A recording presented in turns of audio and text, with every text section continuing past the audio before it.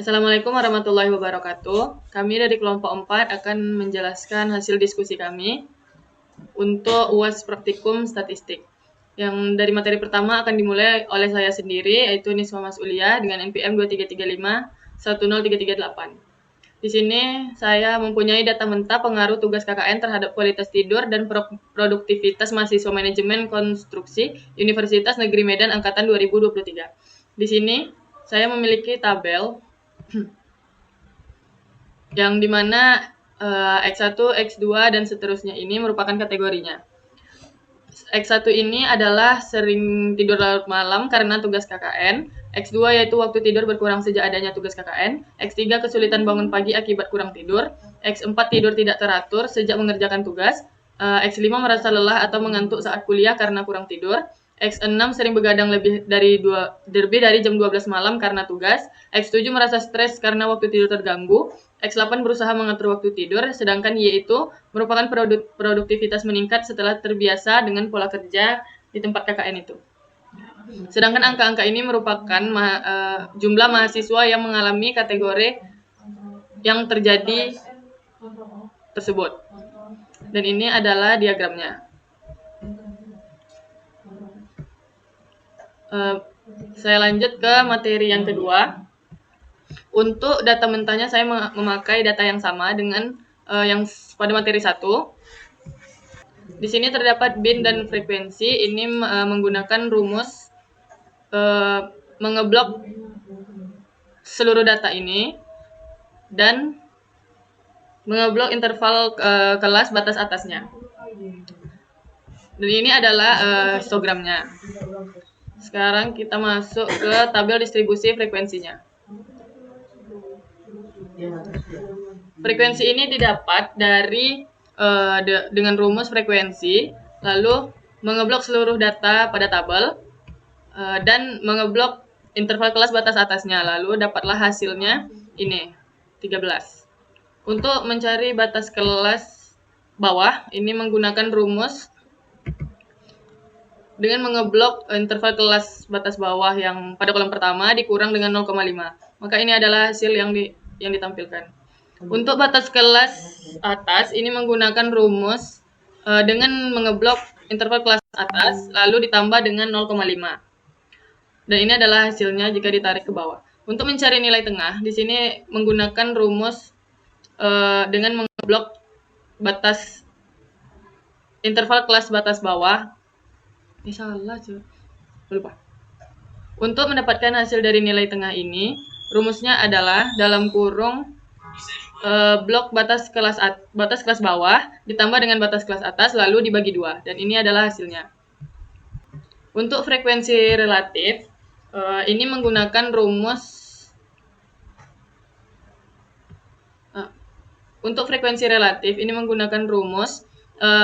mengeblok frekuensi lalu dibagi dengan total keseluruhan data, yaitu 270, lalu dikalikan 100, dan ini adalah hasilnya. Untuk kurang dari ini menggunakan rumus dengan mengeblok baris pertama pada tabel kurang dari ini, pada kolom kurang dari, lalu ditambah dengan frekuensi pada baris kedua, dan ini adalah hasilnya, lalu ditarik ke bawah. Untuk lebih dari, ini menggunakan rumus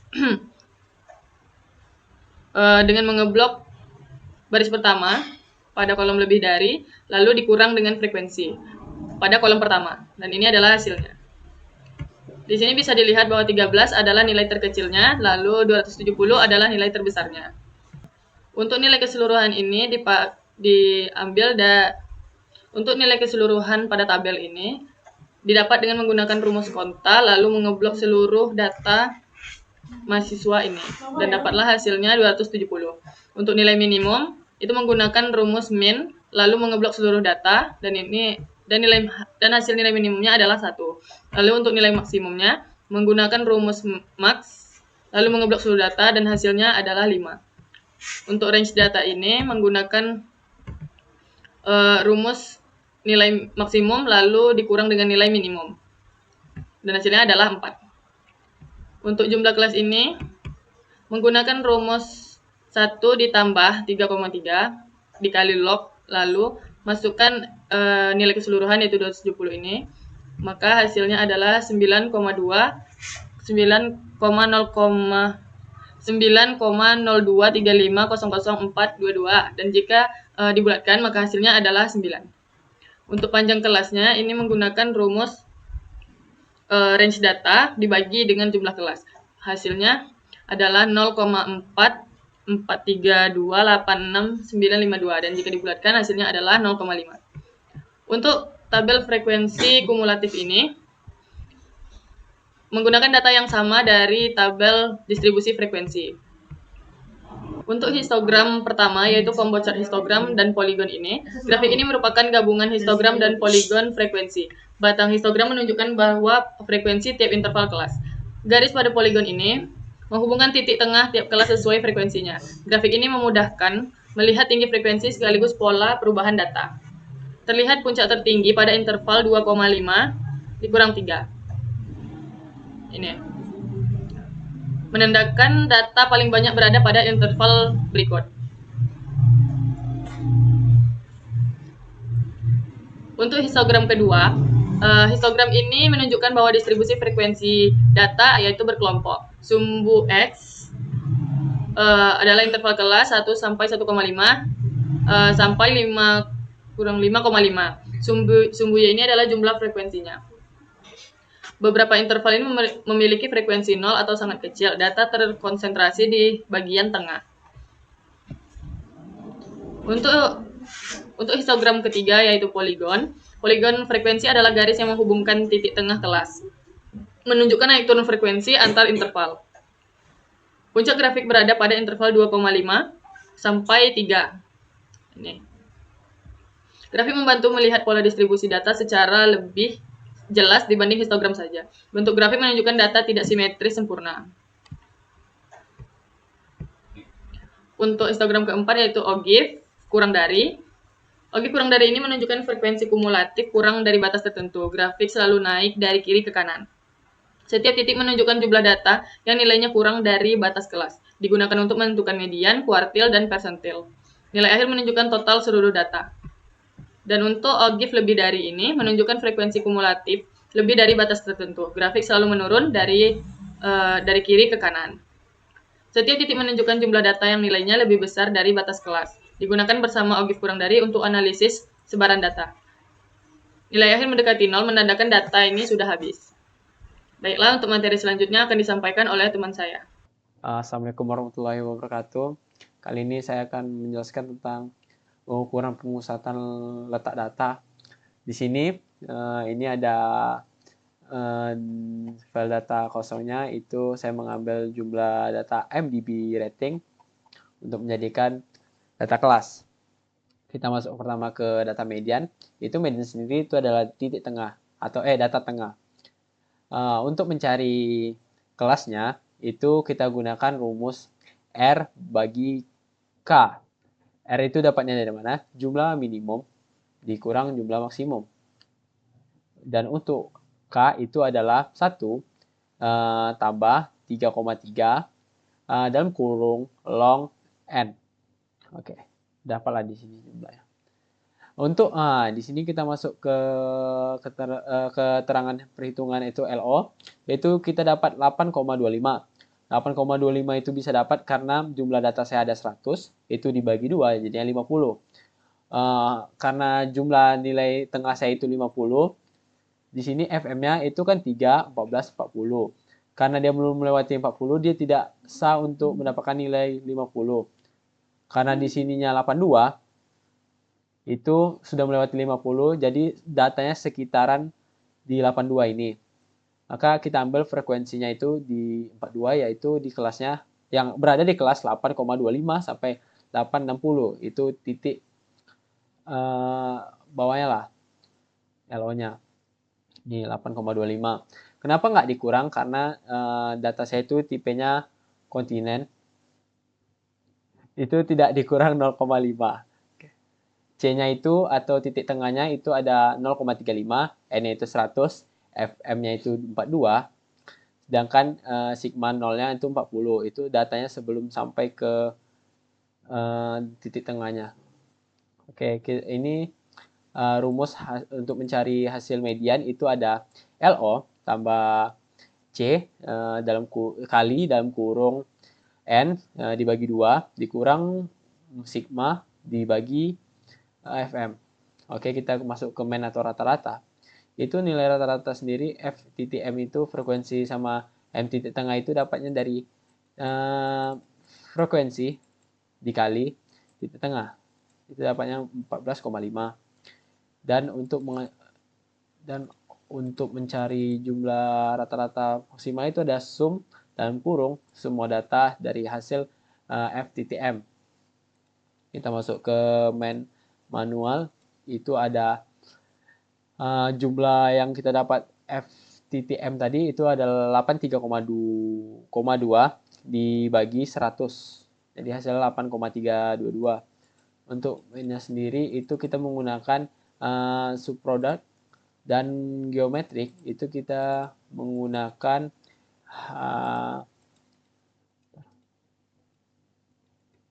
geoman dan harmonic kita menggunakan Herman. Oke, kita masuk ke modus, datanya sama seperti di atas.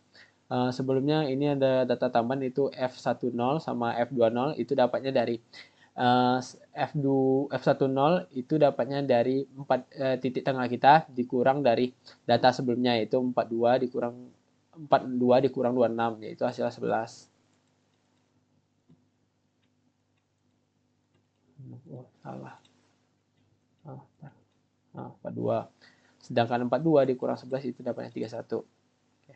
Untuk mencari modusnya ini caranya rumusnya yaitu LO ditambah C dikali dalam kurung F1 dibagi F1 dalam kurung F1 tambah F2 sama dengan 8,3861.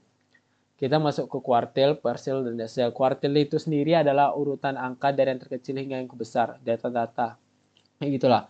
Kayak jumlah semua data dari IDB rating ini dibagi sama 1 gitu karena kuartil 1. Kalau 2 dia dibagi 2, kalau 3 dibagi 3. Kita masuk ke persentil. Persentil dan desil ini hampir sama. Itu semua jumlah data dibagi, kalau persentil itu jumlah datanya dibagi 0,1 sampai 100. Sedangkan desil itu cuman dari 1 sampai 10.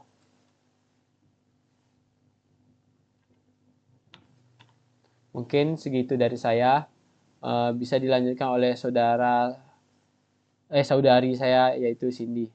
Kepada Cindy saya persilakan. Assalamualaikum warahmatullahi wabarakatuh. Perkenalkan, nama saya Cindy Aurel Tania dengan NPM 2335 10392. Di sini saya akan melanjutkan untuk menjelaskan materi pada bagian probabilitas.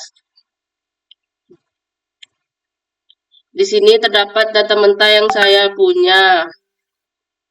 Lalu, saya akan mencari isi data dari tabel distribusi probabilitas. Caranya, menggunakan rumus sum, tarik horizontal.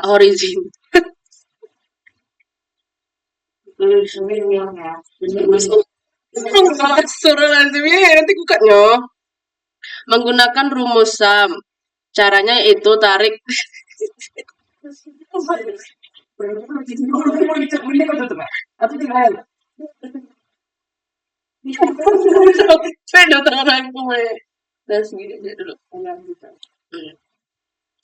Caranya menggunakan rumus sum, yaitu tarik horizontal ke samping kanan, lalu begitu terus selanjutnya sampai tabel distribusi probabilitas habis. Nah, cara mencari N itu menggunakan rumus count, yaitu count lalu ditambahkan blok data isi distribusi probabilitas. Dan cara mencari min itu menggunakan rumus min, dan cara mencari max itu menggunakan rumus max. Seperti N ini hasilnya 10, min hasilnya 19, dan max hasilnya 58. Lalu kita lanjut pada tabel XF, di mana X ini kita isi dengan data dari tabel distribusi probabilitas. Cara mencari F itu menggunakan rumus COUNT-IF, blok tabel distribusi probabilitas, dan blok data awal dari X tersebut. Begitu juga ke bawahnya. Nah, cara mencari jumlah dari F ini menggunakan rumus sum, blok dari atas hingga ke bawah. Selanjutnya, cara mencari tabel X, PX. X ini kita isi juga dengan data dari tabel distribusi probabilitas. Cara mencari PX-nya yaitu menggunakan rumus hasil nilai F itu dibagi dengan jumlah dari keseluruhan F. Begitu juga seterusnya ke bawah. Nah, untuk mencari jumlah PX ini menggunakan rumus sum, blok dari atas hingga ke bawah. Selanjutnya, kita akan masuk pada materi varians dan baku. Rumus mencari simpang variasi seperti berikut. Untuk menggunakan rumus Excel-nya, saya menggunakan rumus var.s, buka kurung, blok dan isi data dari tabel distribusi pada sheet probabilitas yang sebelumnya. Maka akan menghasilkan 187,67. Lalu untuk mencari simpang baku itu menggunakan rumus stdef.s, buka kurung, blok dari isi data tabel distribusi probabilitas pada sheet sebelumnya juga. Maka hasilnya adalah 13,6772. Cara mencari uji ini menggunakan rumus SQRT, buka kurung, kita masukkan data dari hasil variasi di atas. Maka nanti hasilnya akan sama dengan hasil simpang baku. Lalu selanjutnya kita akan masuk pada materi distribusi hipergeometrik. Di mana di sini saya mempunyai soal sebuah kotak berisi 80 buah lampu bohlam, 8 diantaranya mati. Apabila diambil 5 bohlam, berapakah probabilitas tepat 3 diantaranya mati? Di sini saya membuat tabel N, K, NX-nya dengan N80, K8, N5, dan X3. Di sini kita akan mencari PX sama dengan 3-nya. Di sini untuk rumusnya, dan cara mencari P-nya itu menggunakan rumus HIP-GEOM.DIS dengan kita kombinasi data dari X, N, K, dan N-nya. Lalu kita menggunakan set false. Cara mencari presentasinya yaitu hasil dari P tersebut dikalikan 100. Maka hasilnya akan saya bulatkan menjadi 0,6. Untuk rumus ini kita menggunakan rumus kombin, 8 dikombinasikan dengan 3, hasilnya 56, dan kombin 72 dikombinasikan dengan 2, hasilnya 2556, dan yang terakhir yaitu kombin 80 dikombinasikan dengan 5, hasilnya adalah 24040016. Nah, cara mencari rumus P-nya yaitu dengan cara hasil yang pertama dikalikan hasil kedua, lalu dibagikan dengan hasil ketiga. Untuk cara mencari presentasinya sama seperti yang di atas tadi, hasil dari P di atas dikalikan 100, maka nanti hasilnya akan sama, yaitu 0,6. Lalu kita lanjut pada materi distribusi binominal, di mana di sini saya mempunyai soal yaitu di sebuah sekolah terdapat 20 siswa yang mengikuti seleksi beasiswa prestasi. Peluang seorang siswa lolos seleksi tersebut adalah 0,4. Hitunglah A peluang tepat 5 orang yang lolos seleksi, X sama dengan 5, B peluang sebanyak-banyaknya 2 orang yang lolos seleksi, X lebih kecil dari 2, dan C peluang paling sedikit 3 orang yang lolos seleksi, X lebih besar dari 3. Dimana untuk mencari hasil dari hasil dari soal A yaitu menggunakan rumus binom.dis, dimana kita mengambil data dari soal A, lalu data dari soal utama, lalu peluang yaitu 0,4 dan menggunakan set false. Mengapa menggunakan set false? Karena mencari nilai tepat di satu titik. Lalu untuk cara mencari soal yang B menggunakan rumus yang sama, yaitu binom.dis menggunakan data dari soal nomor 2, data dari soal utama, dan peluang yaitu 0,4 menggunakan set true. Kenapa menggunakan set true? Karena mencari nilai kumulatif dari 0 sampai 2. Lalu yang terakhir untuk soal C menggunakan rumus 1 dikurang binom.dis, mengambil data dari soal nomor 2, data dari soal utama, dan peluang 0,4 menggunakan set true. Mengapa rumusnya beda sendiri? Yaitu menggunakan 1 kurang P karena untuk mendapatkan sisa peluang ke atas. Lalu kita lanjut pada materi terakhir yaitu distribusi Poisson. Di sini saya mempunyai soal yaitu rata-rata jumlah pesanan makanan yang masuk ke sebuah restoran melalui aplikasi online adalah 4 pesanan per jam. Berapakah probabilitas bahwa dalam satu jam tertentu restoran tersebut menerima 6 pesanan? Berikut adalah rumus manualnya, dan di sini saya mendapatkan rata-rata 4. Di sini kita akan membuat tabel pesanan masuk dan tabel distribusi Poisson. Di mana untuk pesanan masuk ini kita jumlahkan dari 1 hingga 6.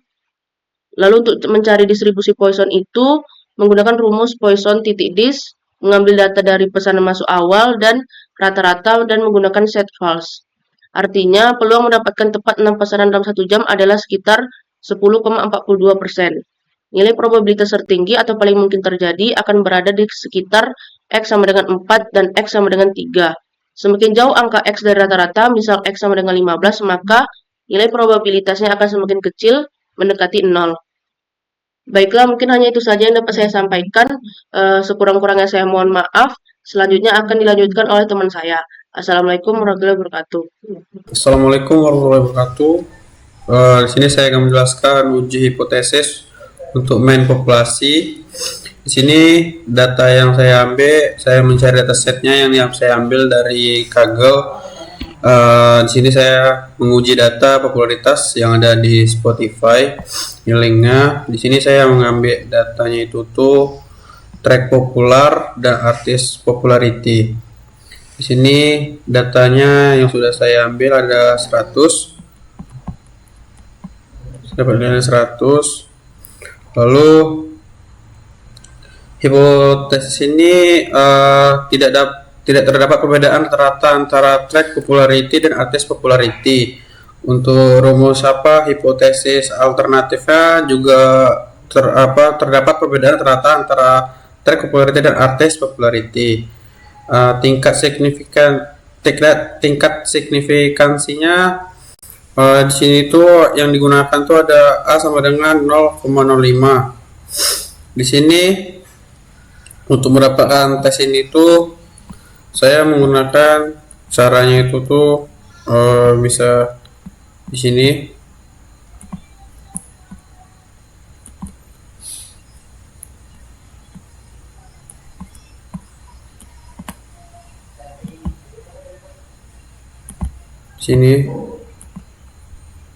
Jadi yang pertama itu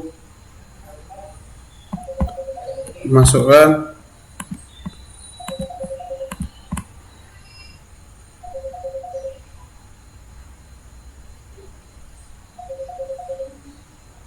data pertama, lalu yang kedua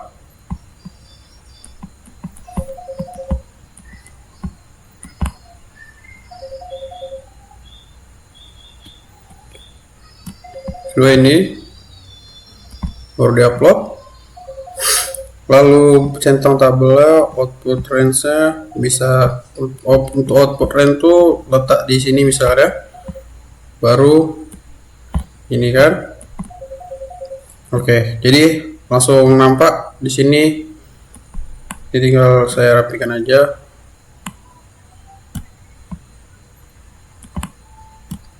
Nah, ini contohnya.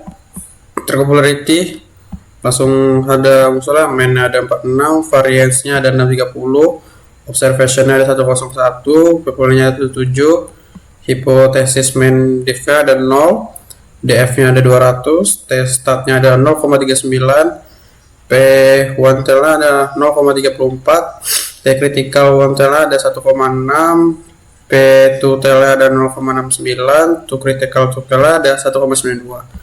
Sini untuk artis popularity-nya mainnya ada 45,38 dan variance-nya 924,94, observasinya sama dan sisanya itu gak ada. Untuk interpretasinya tuh hasil uji t-test menunjukkan bahwa perbedaan rata-rata antar kedua kelompok bersifat signifikan secara statistik. Hal ini berarti perbedaan yang terjadi bukan disebabkan oleh kebetulan, melainkan mencerminkan perbedaan nyata pada data yang dianalisis. Kesimpulannya tuh berdasarkan uji t-test dapat disimpulkan bahwa terdapat perbedaan rata yang signifikan antara dua kelompok data yang dibandingkan dan hasil uji t-test menunjukkan P value kurang dari 0,05 sehingga HO ditolak dan terdapat perbedaan rata-rata yang signifikan antara kedua kelompok. Lalu ada hubungan interval. Hubungan antara interval dengan hipotesis, di situ identifikasi data, yaitu berdasarkan 96 data poin pada kolom artis, jumlahnya ada 96, teratanya 46,26, variansnya 98,72, standarnya ada ini. Jadi pertama itu hitunglah interval confidence 95% untuk ini S per MU. Untuk tingkat kepercayaan 95% kita menggunakan nilai SZ. Sini kita lihat rumusnya. Sini X lebih kurang ZX per 2 8 per N. Perhitungannya di sini yang dapatkan dimasukkan rumusnya 46,26 lebih 1,9 31,60 96 dan sudah di letak bawah dan ini dijumlahkan jadi 2, baru ini dijumlahkan hasilnya adalah dapat 90%, hasilnya adalah 39,94 banding 52,58. Lalu ANOVA-nya datanya masih sama dengan Google tadi. Untuk ANOVA-nya single vector, dan cara mencari single vector itu masih dengan menggunakan data analis.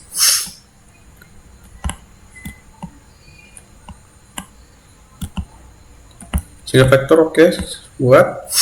Baru saya input range-nya.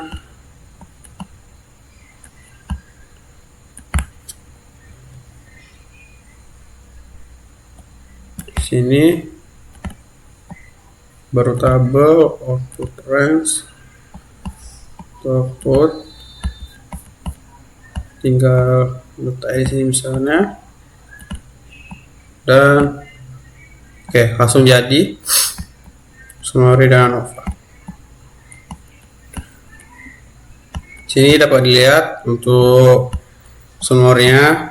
Tag popularity-nya di sini ada 10101 seperti yang tadi, corner dan artis putih, corner 106, sumnya ada 47 39. Untuk track popularity, average-nya 46,92, variance-nya 630,514 untuk track popularity.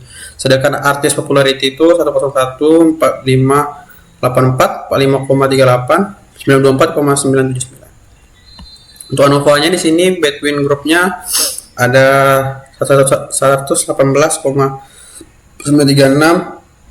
DF dapat 1, MS-nya 118,936, V-nya 0,15, P value-nya 0,69, F grade-nya 3,8. Untuk within group-nya ada 155,549 dan DF-nya 200, MS-nya 747,747. Dan untuk F value rate-nya kosong. Totalnya itu 155,668 dan untuk DF totalnya 29. Interpretasi hasil analis statistik uji hipotesis ANOVA menggunakan single vector. Average itu menunjukkan bahwa rata-rata artis popularity lebih tinggi dibandingkan track popularity sehingga terdapat perbedaan nilai rata antar kedua kelompok. Lalu variance-nya menunjukkan adanya perbedaan sebaran data antara track popularity dan artis popularity. Count-nya menunjukkan bahwa masing-masing kelompok memiliki 100 data pengamatan, dan SS atau DF dan MS-nya menunjukkan bahwa variasi antar kelompok lebih besar dibandingkan variasi di dalam kelompok. F hitung sebesar 165,30, jauh lebih besar dari F rates sama dengan 3,89. Dan P value-nya sebesar 6,68 kali 10 pangkat min 28 lebih kecil dari 0,05. Jadi kesimpulannya itu tuh hasil ANOVA menunjukkan bahwa terdapat perbedaan rata-rata yang signifikan antara track popularity dan artis popularity, antara track popularity dan artis popularity. Perbedaan ini bukan terjadi karena kebetulan, melainkan benar-benar nyata secara statistik. Oke, hanya itu yang bisa saya sampaikan. Assalamualaikum warahmatullahi wabarakatuh.